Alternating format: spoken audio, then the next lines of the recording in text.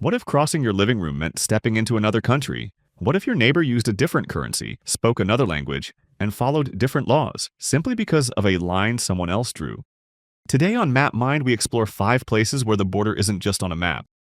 It's in the bakery, in the marketplace, in the hearts of people. These are towns cut in two by international lines, and the stories of how borders can both divide and unite. Baarle-Hertog and Baarle-Nassau, Belgium and Netherlands. Let's start in a town where the border doesn't just run down the street, it zigzags through people's living rooms and cafes, so you might literally have breakfast in Belgium and lunch in the Netherlands without ever leaving home. This geographic oddity began centuries ago, when medieval dukes and lords swapped land like chess pieces. Instead of a simple dividing line, dozens of enclaves were created. Belgian land within the Netherlands, Dutch enclaves inside Belgium, forming a true maze of nationality. Imagine living here. Your address, your taxes, even the closing times of the bakery all depend on which side of an invisible line your front door faces. Some people's bedrooms are in one country, their kitchens in another. During the COVID pandemic, this meant a shop could have to close on one side but stay open on the other, so shopkeepers would rope off half their store based on the latest national rules. Kids may go to school in one country, then walk home across the border. No customs, just a painted line snaking across town squares, sidewalks, and even through the local pub. It's not just a novelty, it's daily life. For example, on a cafe terrace, you can sit with your friend and each technically be in a different country, sometimes shifting tables just to enjoy different prices or opening hours. The border also runs through houses, bathrooms, and even backyards. This peaceful oddity shows how flexible borders can be in the right circumstances. But locals remember that history isn't always so gentle. Centuries ago, these enclaves caused disputes and confusion. As long as the European Union remains open, Baarle is a symbol of harmony. Yet people know that borders can shift overnight and their town could become a patchwork of barriers again.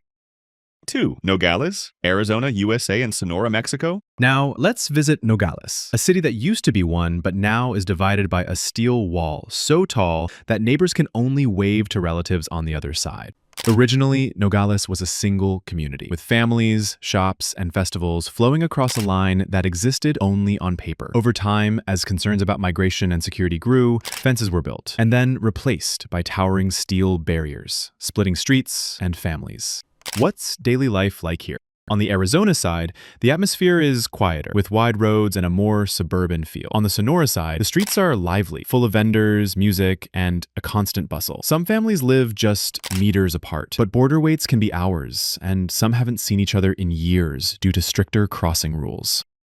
Despite the wall, the culture remains shared. Food, language, music, and family ties all blend together. Every day, thousands cross for work, school, or to visit loved ones. Before the barrier grew so tall, locals would play volleyball across the fence. Now, border patrol and surveillance cameras watch every move. One striking detail, the same street continues across both cities, but houses, street signs, and even the color of the pavement change dramatically when you cross. As technology adds drones and sensors, the city's future remains uncertain.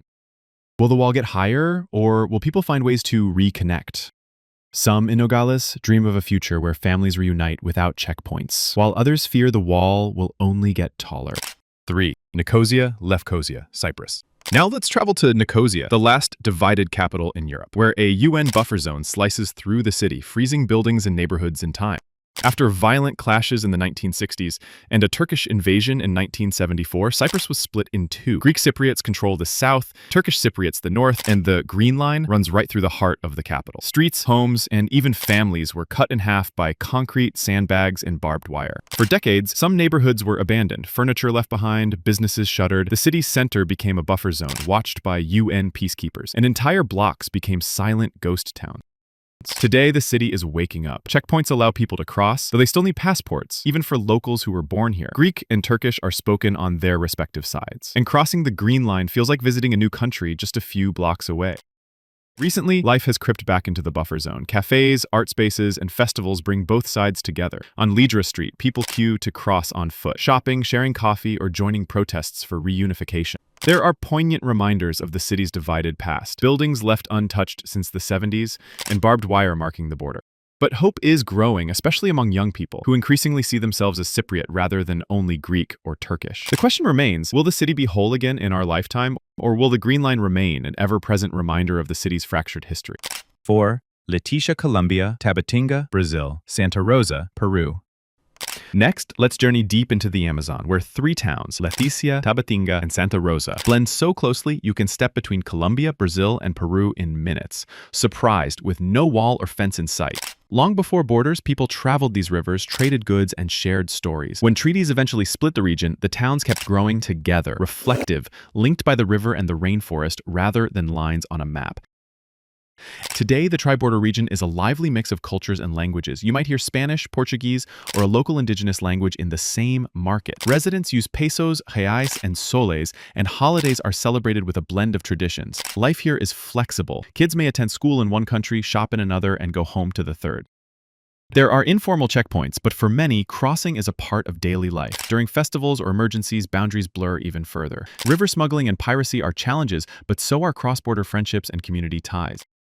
Each town has its own time zone and police force, but in practice, the river binds everyone together. The future of this region hangs in the balance. The Amazon faces threats from climate change and deforestation. Colombia, Brazil, and Peru work together to protect this vital region, or will new barriers emerge as the world changes?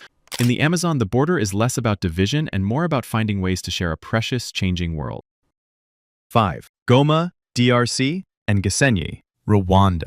Finally, we visit Central Africa, where the twin cities of Goma and Gisenyi sit side by side along Lake Kivu, overshadowed by the smoking peak of the Nyiragongo volcano. Here, colonial maps split the community in two. Today, Goma is in the Democratic Republic of Congo. Gisenyi is in Rwanda. Over the years, the border has seen wars, epidemics, and waves of refugees. Yet, it's also a place where hope can be found. The lakefront is stunning, but soldiers, police, and aid workers are a daily presence. Refugees escaping conflict in eastern Congo pour across the border, often with little more than the clothes they wear. Markets, taxis, and even disease outbreaks all move across the line as easily as the wind. The Nyiragongo volcano looms over both cities. A 2021 eruption forced mass evacuations, with families fleeing in both directions, sometimes crossing the border multiple times in a week. Some families keep homes on both sides and bags packed, ready to run at a moment's notice.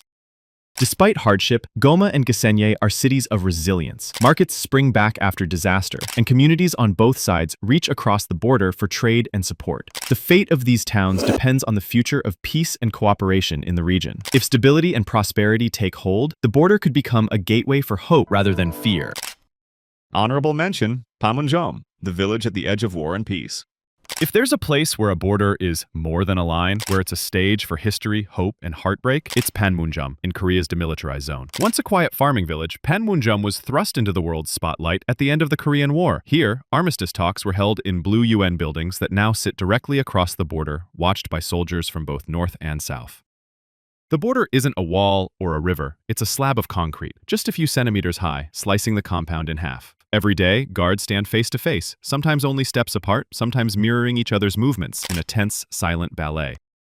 Tourists, almost always from the south, visit Panmunjom on tightly controlled tours, peering across the divide and imagining what it would be like to take just one step into the other Korea. Access for North Koreans is extremely rare and only permitted for officials or special delegations. It's a place where a handshake across a table can make headlines. Panmunjom is a border of extremes. It's the only spot where North and South Korean soldiers directly face each other. It's a no man's land and a meeting point, a zone of fear and a symbol of hope.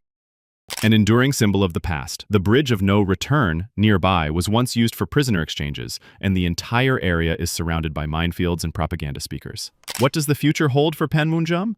Every peace talk, every historic handshake, and every tense standoff adds another chapter. As long as Korea remains divided, Panmunjom will be both a scar and a bridge, a place where the world watches and waits, hoping that someday the border will lose its power to separate. What does the future hold? Borders can divide or they can connect. In Baarle, the line is a curiosity. In Nogales, it's a wall. In Nicosia, a checkpoint. In the Amazon, a blur. In Africa, a lifeline.